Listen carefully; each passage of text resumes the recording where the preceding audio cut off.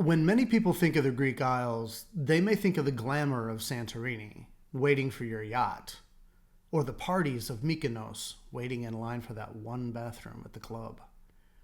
But Greece has 6,000 islands, and on many of the rest of them, you're more likely to be waiting on goats. They're slower paced, more family friendly, and less expensive. Here in Kos, we went to another Asclepion. This one is particularly famous as Kos is the home of Hippocrates. Epidaurus, which we saw in the last video, was the original temple to Asclepius. But this one is important because of its size and prominence, and also as the home of Hippocrates. You can see our ship here in the background. It certainly made it easy for us to get from island to island being based on a ship. But Greece has had a real problem having so many of its islands so close to Turkey. People have been flooding in from the Middle East, Africa, and Asia via Turkey. You think we have a difficult border situation? Try having all these islands, all of which are borders, just 2 miles from Turkey, who's been happy to let people stream into the EU. Here we are looking across some of that border, and you can see patrol boats patrolling. We think we have a monopoly on immigration issues, but everywhere we go, we see it being a contentious issue. We saw it being a big discussion in Japan and Korea on our last trip. I love how each trip seems to have callbacks and things that carry over to the next destination. It's subtle and you'd hardly notice, but here we are in the middle of rural Greece and I'm seeing Japanese anime-themed stores where you wouldn't expect to find them. This is Zia, a little village up in the mountains of Kos, and probably my favorite spot on the island. But even here, where people come to get away from it all, you see how interconnected the world really has become. And it's fun to see how cultures cross over, or don't, and that no matter how different the cultures may be, we all face similar issues. Another good example of that on this trip is that no matter how different the Greeks and Turks may be, there are more similarities than either will admit. I'll tell you a little story about that in just a second, but here we are on Kefalonia, which is where Nate's old buddy Jerry lives. And he was gracious enough to spend the whole day showing us around. So I was mentioning that the Greeks and Turks can be so similar. You've probably heard of Turkish delights. They're like half candy, half pastry, little chewy treats in flavors like pistachio, walnut, almond, orange, or even mint.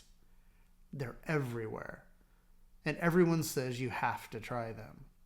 And in Greece, you'll see Greek delights. Well, they're exactly the same thing. But of course, they have to be called Greek. Nate and I, both being diabetic, don't eat sweets really. But we were always seeing these places and just hoping someone would have a sugar-free version. And hey, you don't know if you don't ask. So we'd always ask if they have anything without sugar. And we'd always get the same response. No sugar, only honey. Dead serious. As if honey isn't basically pure sugar. Everywhere. In Greece and Turkey, same delights, same defiance that honey isn't sugar. So Nate and I would constantly say, no sugar, only honey. It's our shorthand for a distinction without a difference.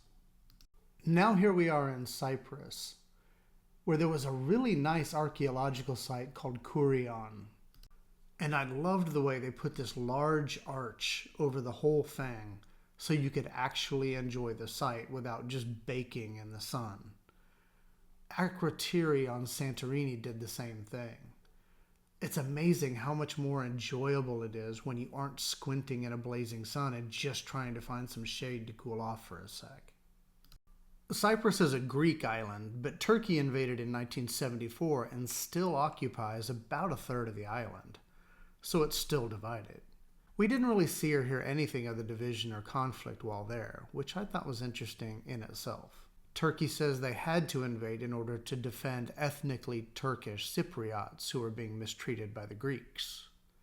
Where have we heard that justification before?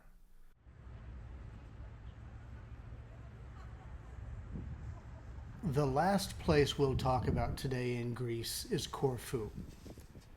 because it's a perfect little case study for why I loved Greece.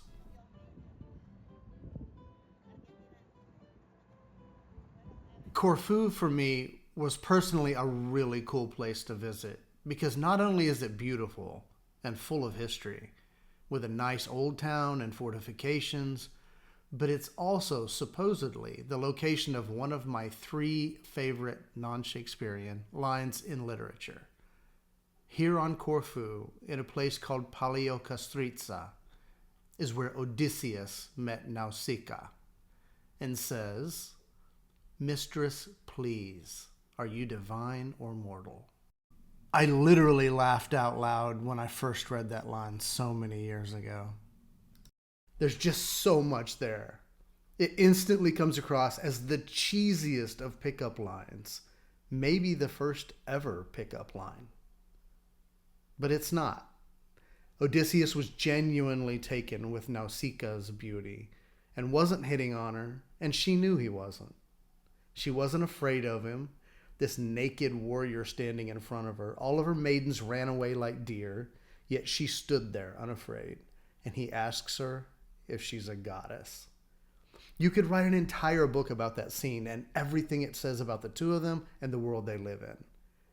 And it's always been one of my favorite lines. "Mistress, please, are you divine or mortal?" But that's not the point.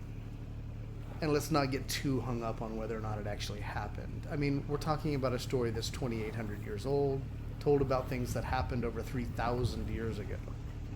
But the fact that the story still survives is the story. Everywhere you turn is a story you know, a legend you've heard, the roots of a word you've used all your life and never knew where it originated, and all surrounded by beautiful scenery, great food, and lively, interesting people. The point is, in Greece, you can actually visit the places where all these things happen. You can walk in the footsteps of legends and trace the paths of epic stories, of civilization itself. That's what I love about Greece.